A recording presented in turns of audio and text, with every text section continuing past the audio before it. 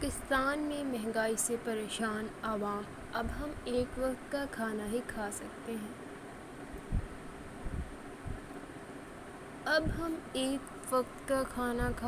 ہیں۔ مہنگائی کی وجہ سے اب یہ ممکن نہیں رہا کہ 2 وقت کا کھانا کھا سکیں۔ کیا کریں، مجبوری ہے۔ دل تو کرتا ہے کہ 2 وقت پکائیں یا ایک بار ہی اتنا پکا لیں کہ 2 وقت کھا لیں، لیکن اب جیب اجازت نہیں دیتی۔ یہ کراچی کے علاقے داؤد گوش کی رہائش رضیہ ہیں، جو گھروں میں صفائی اور برتن مانجنے کا کام کرتی ہیں۔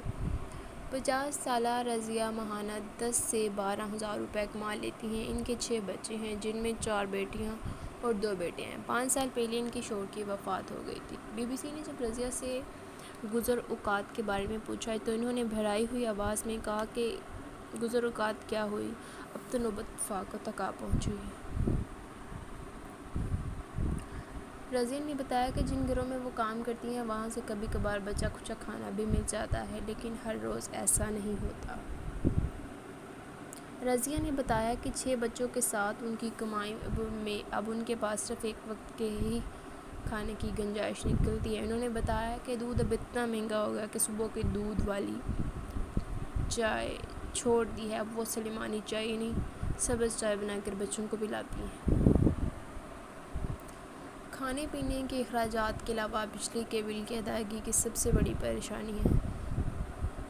میرا بل 2500 روپے آیا، 10-12 ہزار میں سے 2500 تو بجلی کے بل میں ہی نکل جائیں گے، تو باقی پیسوں سے 6 بچوں سمیت اپنا پیٹ پورے مہینے پالنا۔ رضیہ اکیلی نہیں، ان سے زیادہ کمانے والے بھی کچھ ایسے ہی مشکل میں نظر آتے ہیں۔ راحیل بٹ ایک متوسط طبقے سے تعلق رکھنے والے ملازم پیشہ شخص ہیں، جن کی اہلیہ بھی ملازمت کرتی ہیں۔ راحیل بھی بڑھتی ہوئی مہنگائی سے بہت پریشان ہیں۔ انہوں نے بی بی سی کو بتایا کہ پہلے وہ گاڑی پر کام کے لیے جاتے تھے۔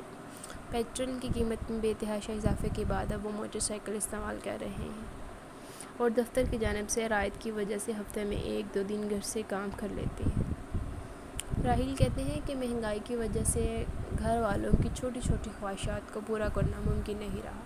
بیوی اور 2 بچوں کے ساتھ مہینے میں ایک بار آؤٹنگ اور باہر ڈنر کر لیتے تھے، لیکن اب 2-3 مہینوں میں یہ سلسلہ رک گیا۔ گھریلو اخراجات اور گھر کا کرایہ بڑی مشکل سے پورا کرتے ہیں۔ ندیم ایمن کراچی میں کاروبار کرتی ہیں اور ایک فیکٹری کے مالک ہیں۔ وہ بھی بڑھتی ہوئی مہنگائی کی وجہ سے پریشان ہیں۔ تاہم ان کا مسئلہ یہ ہے کہ کاروبار متاثر ہو رہا ہے، جس کی وجہ سے ان کی آمدن متاثر ہو رہی ہے۔ انہوں نے بتایا کہ بجلی کے بلوں کے ساتھ بینکوں کی جانب سے معاوضے میں اضافے اور دوسرے اخراجات میں بے پناہ اضافہ ہوا تو لیبر نے بھی زیادہ تنخواہ مانگنا شروع کر دی۔ یہ سارے عوامل ان کی کاروباری لاگت بڑھا رہے ہیں، جبکہ دوسری جانب مارکیٹ کے حالات دن بدن خراب ہوتے جا رہے ہیں۔ زیادہ لاگت کے ساتھ چیزوں کو کیسے بچایا جائے؟ رضیہ، راحیل بٹ اور ندیم ایمن پاکستان میں غریب، متوسط اور امیر طبقے سے تعلق رکھنے والے 3 افراد ہیں، جو ملک میں مہنگائی کی لہر کی وجہ سے یکساں پریشان نظر آتے ہیں۔ پاکستان میں مہنگائی میں کس قدر اضافہ ہوا؟ پاکستان میں مہنگائی میں اس قدر اضافہ ہوا، اس کی جانب خود حکومتی اعداد و شمار اشارہ کرتے ہیں۔ حکومتی اعداد و شمار کے مطابق 30 جون 2022 کو ختم ہونے والی مالی سال میں مہنگائی کی شرح 21% سے تجاوز کر گئی تھی، جو ماہرین کے مطابق ابھی مزید بڑھے گی۔ اس اضافے کی وجہ پیٹرول ڈیزل کی قیمتوں میں اضافے کے ساتھ ڈالر کی قیمت میں اضافہ بھی شامل ہے، جس کا منفی اثر آنے والے دنوں میں شدت سے محسوس ہوگا۔ کیونکہ پاکستان توانائی اور غذائی ضروریات کے لیے درآمدات پر انحصار کرتا ہے، جو ڈالر مہنگا ہونے کی وجہ سے مزید مہنگا ہوگا۔ مہنگائی سے متاثر لوگوں کا کہنا ہے کہ تحریک انصاف کے دور میں بھی مہنگائی نے انہیں پریشان کیا، لیکن گزشتہ 2-3 مہینوں سے مہنگائی کی شرح بہت زیادہ بڑھ گئی۔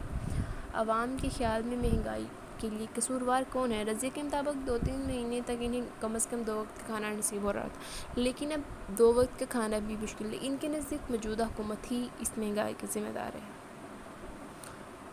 ان فیکٹ ہے بھی ایسا، موجودہ حکومت ہی اس بڑھتی ہوئی مہنگائی کی ذمہ دار ہے۔